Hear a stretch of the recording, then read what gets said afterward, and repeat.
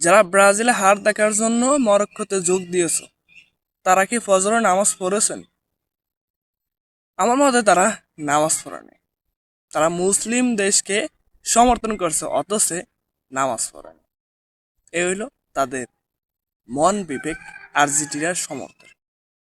ব্রাজিলের হারার জন্য এবং হার দেখার জন্য এই আর্জেন্টিনা উগান্ডারেও সাপোর্ট করতে রাজি আছে এবং আরো নিম্নমানের ইসরায়েলকেও সাপোর্ট করার পরিকল্পনা আছে এদের, শুধুমাত্র ব্রাজিলের হার দেখার জন্য।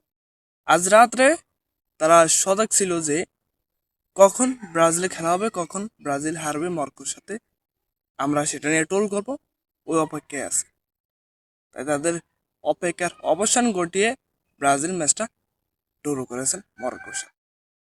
দুর্দান্ত খেলেছেন মরক্কো টিম এবং ব্রাজিল টিম, হাড্ডাহাড্ডি লড়াই চলছে।